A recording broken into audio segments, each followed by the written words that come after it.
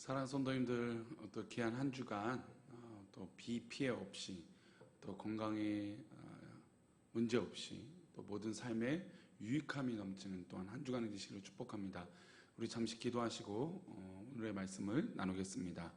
하나님 아버지 감사합니다. 오늘도 귀한 날 주셨사오니 귀한 말씀 붙들고 우리가 살아가게 하여 주시고, 하나님의 영광의 길을 걸어가기에 부족함이 없도록 하나님 인도하여 주옵소서. 오늘 하루도 우리를 붙들어 주시고 우리를 인도하여 주실 것을 믿사오며 거룩하신 예수 그리스도 이름으로 기도드리옵나이다. 아멘. 네, 오늘의 말씀은 에레미야 39장 2절 말씀입니다. 하나님이 기억하신 한 사람이라고 하는 제목으로 말씀 나누겠습니다. 에레미야 39장 2절입니다. 우리 함께 읽겠습니다. 시드기야의 제11년 넷째 달 아홉째 날에 성이 함락되니라. 예루살렘이 함락되매. 옛말에 이런 말이 있어요. 악은 끝은 없어도 선은 끝이 있다, 이런 말이 있어요. 우리는 이 말이 거짓이 아님을 자주 경험합니다. 세상을 살다 보면 정말 저렇게 악한 사람이 있을 수 있을까라고 하는 세상 사람들, 그러니까 대부분 돈에 관련되겠죠.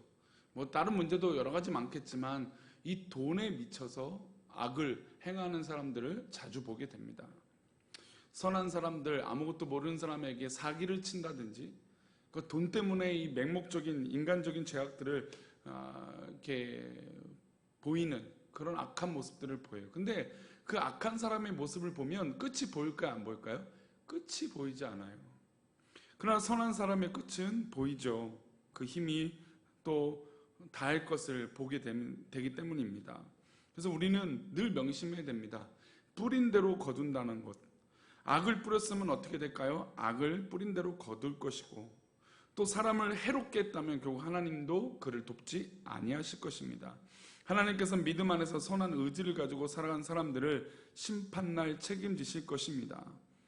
오늘 우리가 읽은 본문에서 하나님 보시기에 아름다운 삶을 산 사람의 마지막을 하나님이 책임져 주신다는 내용이 나옵니다.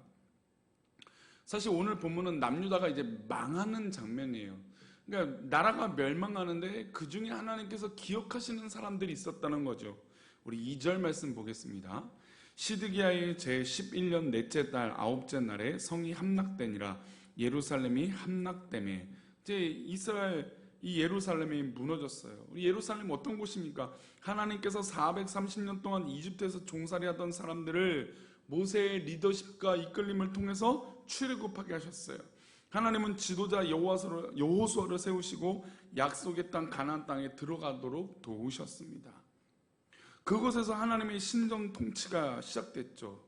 걸출한 다윗 왕도 나왔고 솔로몬 같은 위대한 왕도 나왔습니다. 하나님의 나라가 확장되고 예루살렘 성은 그야말로 그 지역의 그 사회의 정말 멋진 성전 중에 하나였습니다. 하나님의 백성들은 성전을 중심으로 생활하고 이스라엘 민족들은 그 예루살렘 중심으로 하나가 되어졌습니다. 그런데 문제는 이 위정자들이 잘 되었을 때 악함의 뿌리들이, 또 악함의 씨앗들이 뿌려지기 시작했다는 겁니다. 우상을 숭배하기 시작했고 나라는 반으로 쪼개집니다. 그 북이스라엘은 아수르에게, 남유다는 바벨론에게 멸망을 당하게 되죠. 너무나 슬프고 괴로운 결과인 거죠. 하나님의 백성, 하나님의 선민의 나라가 이렇게 멸망할 것이라고 알았던 사람들은 아마 아무도 없었을 것입니다. 그런데 하나님께서 선택하신 이 귀한 성읍도 이렇게 멸망을 받았다는 겁니다. 그래서 악을 뿌리면 뿌린 대로 거두어들인다는 말이 바로 이런 적용이 되는 거예요. 악을 이스라엘 민족이 뿌렸기 때문에 이런 결과를 가지고 옮게 된 것입니다. 근데 이 일에 책임져야 할 왕이 어떤 행동을 하고 있습니까? 4절을 보시겠습니다. 4절 말씀. 유다의 시드기야 왕과 모든 군사가 그들을 보고 도망하되 밤에 왕의 동상 길을 따라 두담 샘물을 통하여 성읍을 벗어나서 아라바로 갔더니, 이 나라를 다스리고 이끌어야 될 왕이 뭐하고 있습니까? 좀 도망가고 있죠. 어떻게 보면 시드기야 왕은 파선한 배를 버리고 도망간 비겁한 왕이에요. 나라가 망하고 성전이 유린되고 너무나 참혹한 일이, 정말 결사항전을 하고 정말 이 열심히 싸워야 될 왕이 오히려 도망가기 바빴다는 것입니다. 비겁한 사람이에요. 근데 이 비겁한 사람을 하나님께서 어떻게 해낼까? 그러니까 뿌린 걸 이 시드기야 왕이 뿌렸을 거잖아요. 이 뿌린 걸 어떻게 다루셨을까요? 우리 6절과 7절입니다. 우리 6절과 7절 있습니다. 바벨론 왕이 림나에서 시드기야의 눈 앞에서 그의 아들들을 죽였고 왕이 또 유다의 모든 귀족을 죽였으며 7절입니다. 왕이 또 시드기야의 눈을 빼게 하고 바벨론으로 옮기려고 사슬을 결박하였더라. 자기가 살려고 도망가려고 했던 이 시드기야가 바벨론 왕, 그 침공한 왕이 군사들을 풀어서 그들을 생포해요. 그런데 그들 눈앞에서 왕자들을 남김없이 살해해버렸어요. 자기 눈앞에서 자식들의 죽음을 봤어요. 그 아버지 고통이 얼마나 괴로웠겠습니까? 그런데 이 바벨론 왕이 시드기야의 왕의 눈을 빼버립니다. 자신의 아들들이 그렇게 방금 전 죽었는데 자신의 눈마저 그렇게 참혹한 결과를 가지게 되었어요. 그리고 마치 짐승처럼 바벨론으로 쇠사슬에 묶여서 끌려가게 됩니다. 하나님과 사람 사이에서, 친 바벨론보와 친 이집트 사이에서 어떤 결정도 내리지 못했던 이 시드기야는 하나님 것을 선택하지 못하고 결국 이렇게 참혹한 악의 뿌리의 결과를 가지게 된 것입니다. 우리가 하나님의 사람이라면 하나님께서 원하시는 선한 자리에 서서 심판날이 곧 다가온다는 사실을 기억해야 될 줄 믿습니다. 삶을 마치는 그날에 하나님께 버림받는 미련한 백성이 되지 않기를 축복합니다. 그런데 이 혼란스럽고 심판을 받는 이 상황 가운데 하나님께서 기억하는 사람들이 있었어요. 그러니까 아무리 어렵고 힘들어도 하나님이 기억하는 그 한 사람이 있다는 겁니다.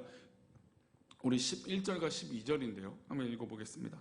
바벨론의 느부갓네살 왕이 에레미야에 대하여 사령관 느부사라단에게 명령하여 이르되 그를 데려다가 선대하고 해하지 말며 그가 내게 말하는 대로 행하라. 느부갓네살 왕이 지금 누구를 챙기고 있습니까? 예레미야를 챙기고 있어요. 아니 이방의 왕이잖아요. 이방의 왕인데 그리고 이 예루살렘을 침공해서 멸망시킨 왕이 오히려 이 예루살렘 선지자를 챙기고 있다는 겁니다. 이게 우연일까요? 그리고 그 왕이 이렇게 말합니다. 그를 데려다가 선대하고 해하지 말라. 그리고 그가 말하는 대로 행하라 라고 말합니다. 하나님께서 기억하신 사람은, 하나님께서 인도하신 그 사람은 선한 열매를, 또 선한 씨앗을 뿌렸던 그 사람들을 하나님께서 기억하시고 그를 인도해 내주신다는 겁니다.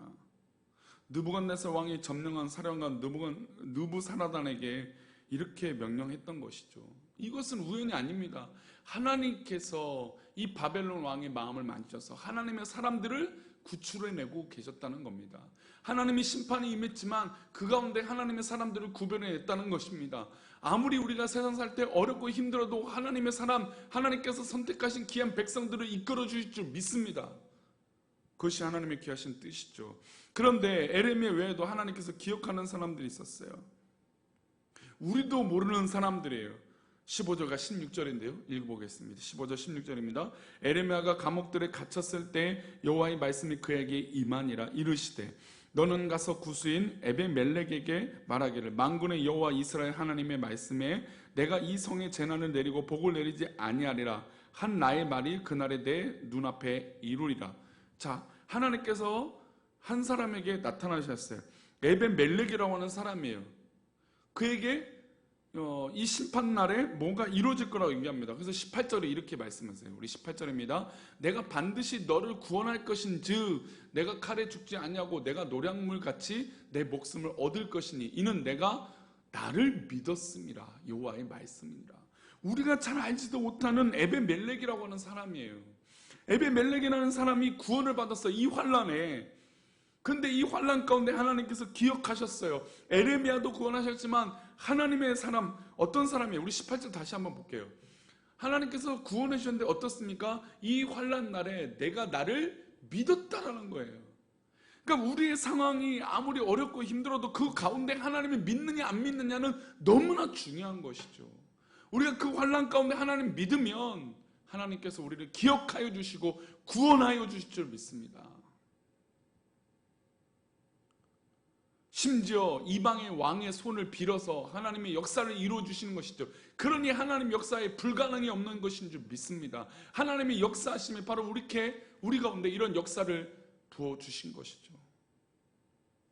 사랑하는 성도님들, 우리가 어떤 환난 가운데, 어떤 환경 가운데, 어떤 여건 가운데 있을지라도 주께서 역사하여 주시는 놀라운 은혜가 우리 사랑하는 성도들 가운데 있기를 축복합니다.